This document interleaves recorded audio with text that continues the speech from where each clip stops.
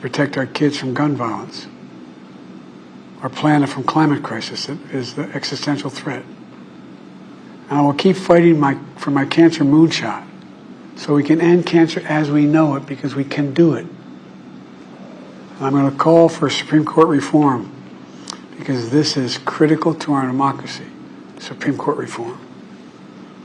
You know, I will keep working to ensure America remains strong and secure and the leader of the free world. I'm the first president in this century to report to the American people that the United States is not at war anywhere in the world. We'll keep rallying a coalition of proud nations to stop Putin from taking over Ukraine and doing more damage. We'll keep NATO stronger, and I'll make it more powerful and more united than any time in all of our history. I'll keep doing the same for our allies in the Pacific. You know, when I came to office, the conventional wisdom was that China would inevitably surpass the United States. That's not the case anymore.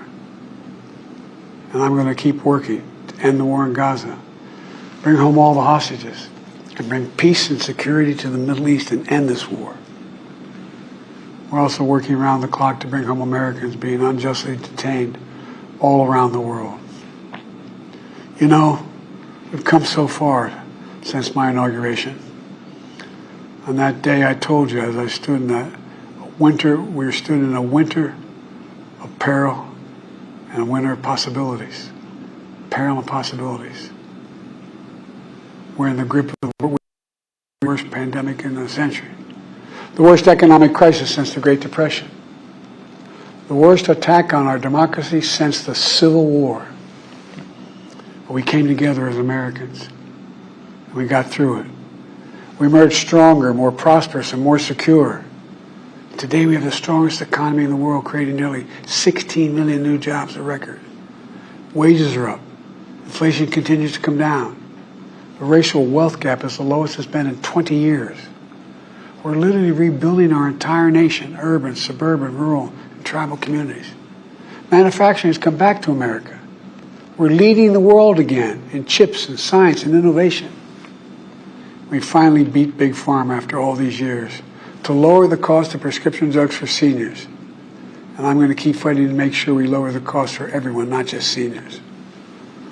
More people have health care today in America than ever before.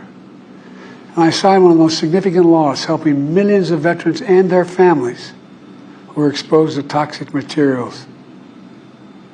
You know, the most significant climate law ever in the history of the world. The first major gun safety law in 30 years. And today, the violent crime rate is at a 50-year low. We're also securing our border. Border crossings are lower today than when the previous administration left office. I've kept my commitment to appoint the first black woman to the Supreme Court of the United States of America. I also kept my commitment to have an administration that looks like America and be a president for all Americans. That's what I've done. I ran for president 4 years ago because I believed and still do that the soul of America was at stake. The very nature of who we are was at stake. And that's still the case.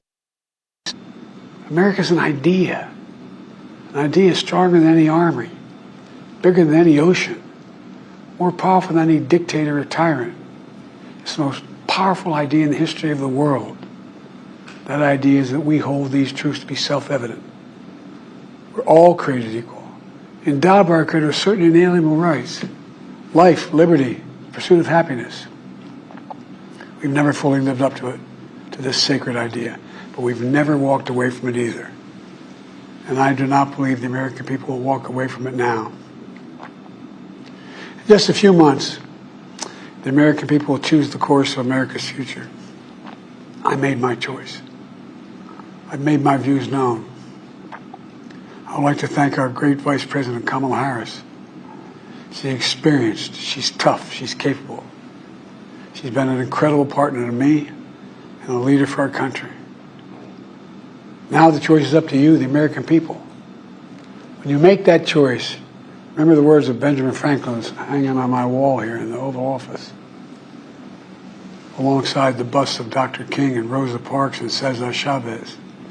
When Ben Franklin was asked, as he emerged from the convention going on, whether the founders have given America a monarchy or republic, Franklin's response was, a republic, if you can keep it.